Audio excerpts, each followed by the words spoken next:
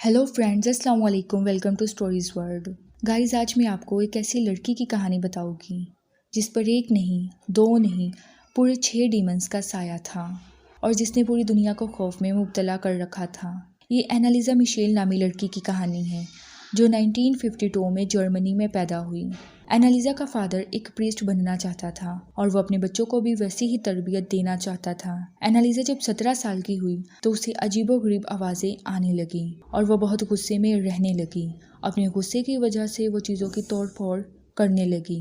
उसके आसपास से जलने की स्मेल भी आती थी जिसे उसके घर वाले भी महसूस कर सकते थे। एनालिजा की इस हालत को देखकर उसके पेरेंट्स उसे साइकाट्रिक क्लिनिक लेकर गए जहां उसे ग्रैंड मॉल बीमारी बताई गई और उसका इलाज शुरू हो गया। लेकिन उसकी तबीयत में सुधार आने की बजाय और ख़राब हो गई। उसके डॉक्टर्स उसे ज़्यादातर बेहोश रखते थे। जब वो होश में आती तो वो चीखना चिल्लाना शुरू कर देती।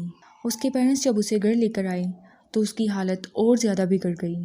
उसके पेरेंट्स ने उसे कमरे में लॉक कर दिया। खाना ना खाने की वजह से वो कमज़ोर हो गई। उसने मुख्तलिफ कीड़ों मकोड़ों को खाना शुरू कर दिया, यहाँ तक कि एक दफ़ा उसको एक परिंदे का सर खाते हुए देखा गया।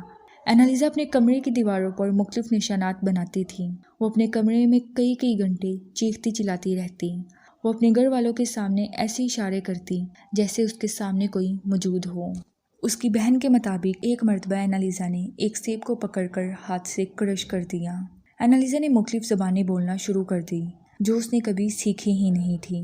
एनालिजा की ऐसी हालत देखकर उसके पेरेंट्स ने एक प्रीस्ट की मदद ली जिसका नाम इर्नेस्ट था।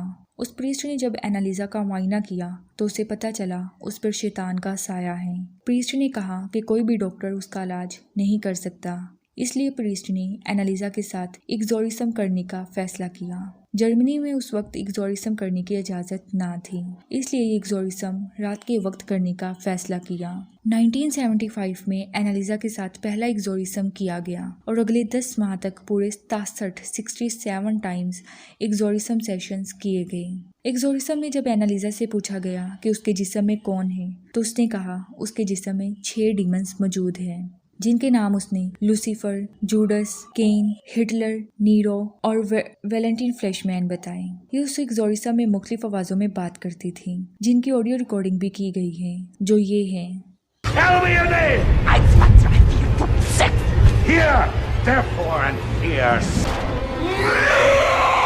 1975 से 1976 तक 10 माह के एक्सोरिस्म के बाद 1 जुलाई 1976 में उसकी मौत हो जाती है। इस हादसे के बाद प्रीस्ट इर्नेस्ट और एनालिजा के पेरेंट्स पर अदालत में मुकदमा भी चला। एनालिजा के डॉक्टर्स का कहना था कि वो शदीद बीमार थी और उसका प्रॉपर इलाज ना हो सका, इस वजह से उसकी मौत हो गई। उसके एक डॉक्टर का कहना था कि एक दफ़ा वो एनालिजा को इंजेक्शन लगाने लगा था और उसने मुस्कुराते हुए मेरी तरफ देखा और कहा डीमंस पर इंजेक्शंस का असर नहीं होता।